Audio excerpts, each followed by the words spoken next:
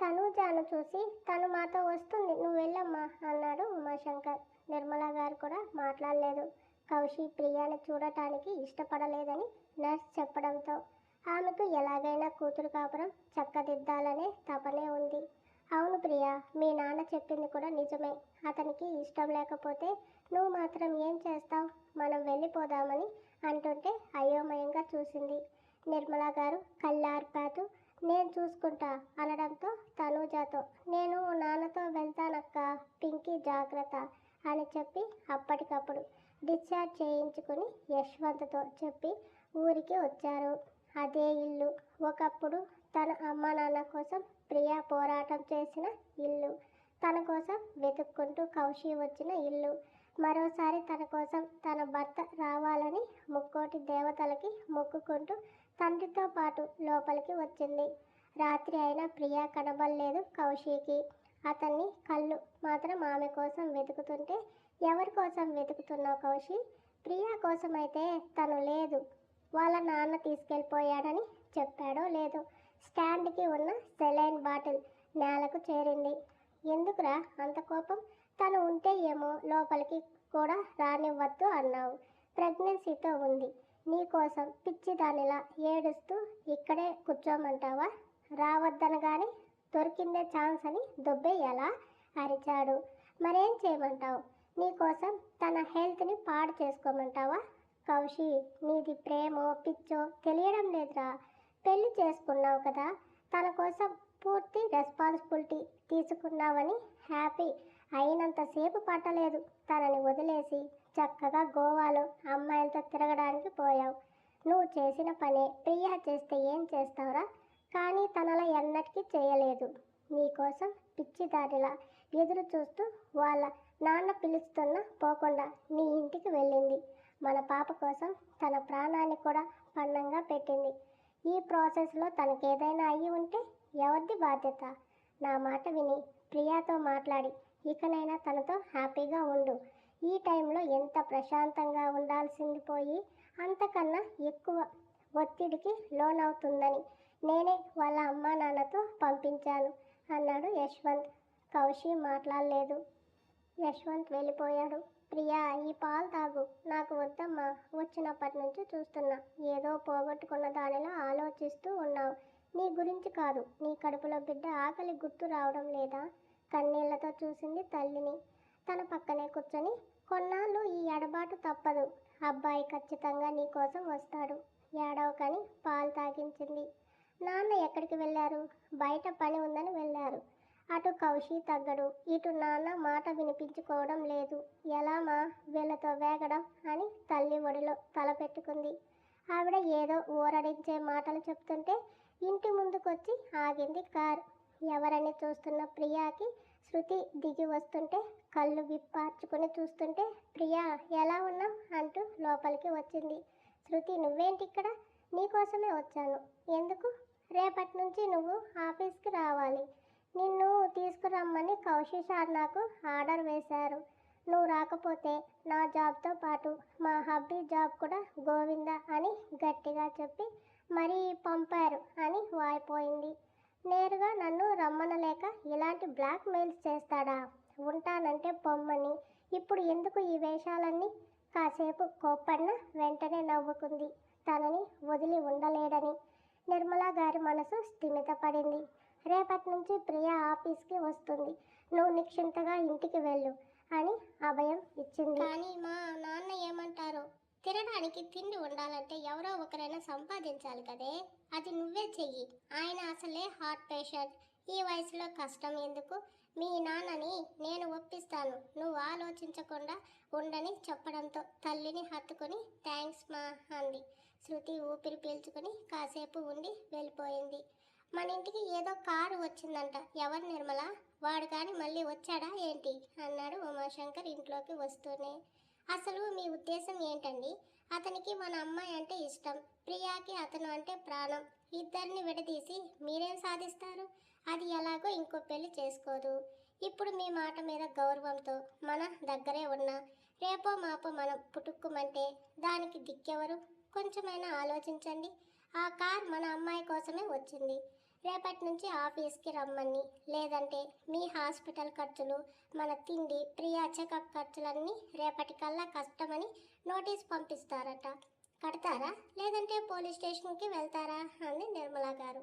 Police స్టేషన్కి ఎందుకు నిర్మల? గొంతు తగ్గించి అడుగుతుంటే. వాళ్ళ డబ్బు వాడుకుని పని చేయకపోతే కేసు పెట్టరా మరి? ఇలా కూడా బెదిరిస్తారా అన్నాడు. ఏమనుకుంటున్నారు? వాళ్ళంటే ప్రేమిస్తే ప్రాణం ఇస్తారు, కాదంటే ప్రాణాలు పోయేంత నరకం చూపిస్తారు. ఇంతకీ ఈ ప్రియా ఏమంది? మీరు ఒప్పుకోరని వెళ్ళనంది. ఏది జరిగినా మీరు చూసుకుంటారని నింపాదిగా నిద్రపోతుంది. నాదేం పోతుంది? పోలీసులు వస్తే మిమ్మల్ని తీసుకువెళ్ళి ఊసల వెనక్కి తోస్తారులే అని కాపీ ఇమ్మంటారా అంటుంటే ఉరిమి చూసిన ఆయన అమ్మాయి ప్రియా అంటూ వెళ్ళాడు. తిక్క తీరాలే, మీకు లేదంటే కుక్క పిల్లల దానిని మీ వెంట తిప్పుతున్నారు. పాపం పిల్ల ఎంత నలిగిపోతుంది ఇద్దరి మధ్యన. అప్పటి వరకు తలుపు చాటున ఉండి తల్లి తండ్రి మాటలు విన్న ప్రియ తండ్రి తనని బతిమలాడడానికి వస్తున్నాడని చప్పున విండో దగ్గరికి వెళ్ళి బయటకు చూస్తుంది. అమ్మ ప్రియా అంటూ వచ్చిన ఆయన గొంతుకు ఏంటి నాన్న అని వెనక్కి తిరిగి చూసింది. మీ అమ్మ చెప్పింది నిజమేనా? నువ్వు ఆఫీస్కి వెళ్ళకపోతే వాళ్ళు మన మీద కేసు పెడతారట. ఆయన గొంతులో ఎంత గంభీర్యం తెచ్చుకుందాం అనుకున్నా దాని వెనుకున్న భయం ప్రియా పసిగట్టింది. వాడు ఇలా చేస్తాడని నాకు తెలుసు నాన్న. నన్ను రప్పించుకోవడానికి ఇవన్నీ చేస్తున్నాడు. కానీ నేను వెళ్ళను. నన్ను వద్దన్నాడు. నన్ను చూడనని అరిచాడు. మరి ఆఫీస్కి ఎందుకు వెళ్ళాలి? వాళ్ళు ఏం చేసినా నాకేం భయం లేదు. మీరు ఉన్నారు కదా. అవి అనడంతోనే ఆయన గుండె జారి కడుపులోకి వచ్చింది. అది కాదురా, ఉద్యోగం ఇప్పటికిప్పుడు మానేయకపోతే వెళ్ళి కొన్నాళ్ళు ఉద్యోగం చేసి వాళ్ళకి నచ్చినట్టుగా వాళ్ళ అంగీకారంతో మానేస్తే సరిపోతుంది కదా. ఇప్పటికిప్పుడు అంత డబ్బు కట్టమంటే మనకైనా ఎక్కడి నుంచి వస్తుంది అన్నారు. మీరు వెళ్ళమంటే ఈ క్షణమే నేను వెళ్తాను. మీకు ఇష్టం లేకుండా ఏ పని చేయనని రానని చెప్పాను తప్ప మిమ్మల్ని బాధ పెట్టడానికి కాదు అంది. అలా అయితే రేపే వెళ్ళు ఆఫీస్కి. వాడికి బుద్ధి వచ్చేలా చెయ్యి. నిన్ను వద్దనుకున్నాడు కదా, నువ్వు కూడా వాడిని వద్దనుకుంటున్నావు అని తెలియజేయి. ఎలాగో కొన్నాళ్ళకి నెలలు నిండుతాయి. అప్పుడు నువ్వెటు సెలవు తీసుకోవాలి. అదే ఇంకా పర్మనెంట్గా చేసుకుందాం. ఈలోపు నేను ఏదో ఒక పని చూసుకుంటాను. లేదా ఇక్కడే కూరగాయలు అమ్ముదామని అనుకుంటున్నాను. మనకు ఇంట్లో జరగాలి కదా అని తల నిమిరి నిర్మలా గారిని చూస్తూ అమ్మాయికి తాగడానికి పాలు ఇవ్వు, నీరసంగా కనబడుతుంది అని చెప్పి వెళ్ళాడు. చూసావా ప్రియ, మనం ఎదురు తిరిగితే ఎలాంటి మగవాడైనా మన మాట వినక మానడు. నువ్వు ఊరికే అన్నిటికీ భయపడుతున్నావు కానీ అబ్బాయి నీ చేతిలో కీలుబొమ్మ. ప్రేమ ఉంది కానీ కొంచెం పొగరు. మగాడు అన్నాక ఆ మాత్రం పొగరు, ఆవేశం, రోషం లేకపోతే చేతకానివాడు అంటుంది ప్రపంచం. నీ మీద ఇష్టంతోనే ఇదంతా చేస్తున్నాడని తెలిసి కూడా మీ నాన్న మాట విని వచ్చేసావు. అబ్బాయిని ఎలాగైనా నీ వైపు తిప్పుకో. ఆడదానివి, పైగా అమ్మ అవుతున్నావు. నువ్వంటే ప్రాణం ఇచ్చే అతన్ని నీ వెనుక తిప్పుకోవడం పెద్ద కష్టమేమీ కాదు. కాస్త బుర్ర పెట్టి ఆలోచించని నవ్వుతూ వెళ్ళిపోయింది ఆమె. ఉదయం ఎప్పుడెప్పుడు అవుతుందా అని ఆ రాత్రంతా జాగారం చేసింది ప్రియ. 6 బయట వరండాలో కుర్చీలో కూర్చొని కాఫీ తాగుతూ పేపర్ చదువుతున్న ఉమాశంకర్ నల్లని బెంజ్ కార్ ఇంటి ముందు ఆగడంతో కళ్ళు జిగేలుమన్నాయి. డ్రైవర్ కార్ దిగి సార్ మేడం గారు రెడీ అయ్యారా అని అడిగాడు వినయంగా. అతని వినయానికి ఆయన అహం కాస్త శాంతించి వస్తుందని అమ్మాయి ప్రియా కారు వచ్చిందని పిలిచాడు. వస్తున్నా నాన్న అని అప్పుడే టిఫిన్ చేసి బ్యాగ్ తీసుకుని బయటికి వచ్చి వెళ్ళొస్తానన్నా. జాగ్రత్త తల్లి, మందులు పెట్టుకున్నావా అన్నారు. అన్నీ తీసుకున్నాను. మీరు కూడా ఎక్కువ ఎండకు తిరగవద్దు అని తల్లికి కూడా చెప్పి కారు ఎక్కింది. కారు ఊరు దాటాక ప్రశాంతంగా గాలి పీల్చుకుంది ప్రియ. 45 నిమిషాల జర్నీ తర్వాత ఆఫీస్ ముందు ఆగింది కార్. హ్యాపీ ఫీలింగ్తో లోపలికి అడుగుపెట్టింది. కూల్ అండ్ కామ్ నేచర్తో ఎంప్లాయీస్ ప్రశాంతంగా వర్క్లో ఉన్నారు. ఇంత ప్రశాంతంగా ఉన్న ఆఫీస్ వాతావరణంకి రిలాక్స్ అవుతూ శృతి కోసం చూస్తుంటే గుడ్ మార్నింగ్ మేడం అంటూ వచ్చాడు ఒక అతను. అతన్ని ఎక్కడో చూసినట్టు ఉందనిపిస్తుంటే మీరు అంటుంటే నా పేరు రఘు, శృతి ఒక్కగానొక్క హస్బెండ్ అని అన్నాడు. నవ్వుతూ గుర్తొచ్చిందని తిరిగి గుడ్ మార్నింగ్ చెప్పి జాబ్ ఎలా ఉందండి? చాలా బాగుంది మేడం. పైగా నా వైఫ్ కూడా నాతో ఇక్కడే ఉండటంతో లైఫ్లో కలర్ వచ్చింది, కానీ నా లైఫ్లో కలర్స్ చూసే అదృష్టం పోయింది. అదేంటి? మరి భార్య పక్కన ఉంటే ఇంకే అమ్మాయికి లైన్ వేయడం కాదు, కనీసం చూడటానికి కూడా అవ్వదు కదండి అంటుంటే ముందు అర్థం కాలేదు. అర్థమయ్యాక గట్టిగా నవ్విన ప్రియ, మీరు భలే హ్యూమర్ ఉన్న మనిషిలా ఉన్నారే అంది. అందరూ నా భార్యలా సీరియస్ ఫేస్లే ఉంటే లోకంలో నవ్వే మనిషి ఎవడండి? మీరు చూడండి, నవ్వుతుంటే ఎంత చక్కగా ఉన్నారు అంటుంటే, హలో రఘు గారు, నేను మీ బాస్కి వైఫ్ని, గుర్తు ఉందా ఆ విషయం అంది. అయ్యో లేకనే మేడం, అందుకే కదా మేడం అంటున్నాను. అయినా నాదో డౌట్ మేడం, బాగుంటే బాగున్నారని చెప్పడం కూడా క్రైమా అంటుంటే, అస్సలు కాదు, మీలా నలుగురిని నవ్విస్తూ ఉండేవాళ్ళు చాలా అరుదని. ఎక్కడ నా ఫ్రెండ్ రాలేదా ఏంటి? అయ్యో అంత అదృష్టం నాకెక్కడిది మేడం, కాఫీ కోసమని క్యాంటీన్కి వెళ్ళింది, వచ్చేస్తుంది. ఈలోపు నా కళ్ళకి కాస్త కలర్స్ అద్దుదామని ఈ క్యాబిన్లోకి వచ్చాను. ఆ క్యాబిన్లో అమ్మాయిలను చూస్తూ శృతికి అన్యాయం చేశారో మీకు నేరుగా ఉరే పడుతుంది, జాగ్రత్త అని వేలు చూపించింది. అయ్యయ్యో, నా పెళ్ళం దేవత మేడం, పూజలైనా అభిషేకాలైనా ఆమెకే, వీళ్ళంతా ఉపదేవతలు, అందుకే జస్ట్ దర్శనం మాత్రమే చేసుకుంటున్నా అంటుంటే ప్రియాకి నవ్వు ఆగలేదు. ఏంటే ప్రియా, ఉదయం అంతలా నవ్వుతున్నావు అంటూ వచ్చిన శృతి, ఏం జోక్ వేశాడు మావాడు అంది. ఏయ్ వాడేంటే, హస్బెండ్కి రెస్పెక్ట్ ఇవ్వవా? అబ్బో రెస్పెక్ట్, గ్యాప్ దొరికితే చాలు పులిహోర కలపాలని చూస్తాడు. నేను రెస్పెక్ట్ ఇస్తే ఇంకా దద్దోజనం కూడా కలుపుతాడు. మా వాడి సంగతి నీకు తెలియదు. తెలిసే ఒకే ప్లేస్లో జాబ్కి చేరారా?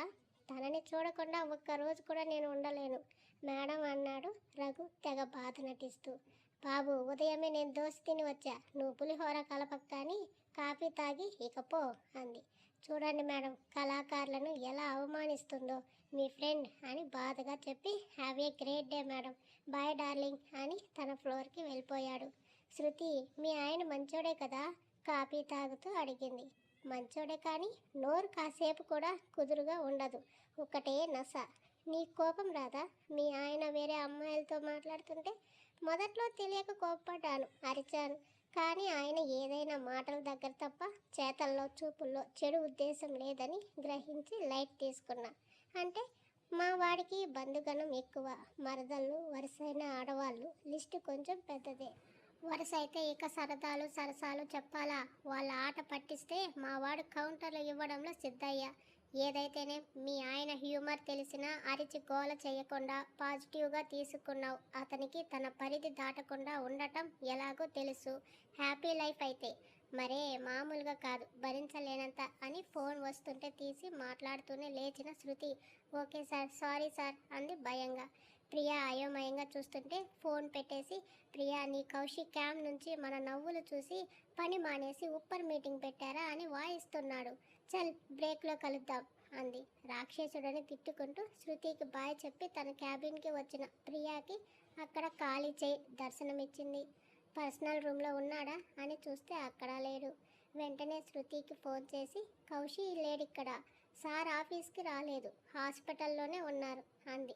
నిట్టూర్చి వెంటనే ఏదో తట్టి డోర్ క్లోజ్ చేసి వాటర్ తాగుతున్నట్టుగా తాగి సగం నీళ్లు పైనే పోసుకుంది. ఆ రూమ్లో క్యామ్ ఉన్న ప్లేస్లో ఉన్న వాల్ ఫ్యాన్ దగ్గర నిల్చుని శారీ పిన్ తీసి తడి తుడుచుకుంటూ బయట ఊపుతూ ఆరబెడుతుంది. కౌశి క్యాబిన్ కెమెరా అది. ఫుటేజ్ అతని ఫోన్లో మాత్రమే ఉందని ఆమెకి తెలుసు. కావాలని అతన్ని రెచ్చగొట్టే పని మొదలెట్టింది.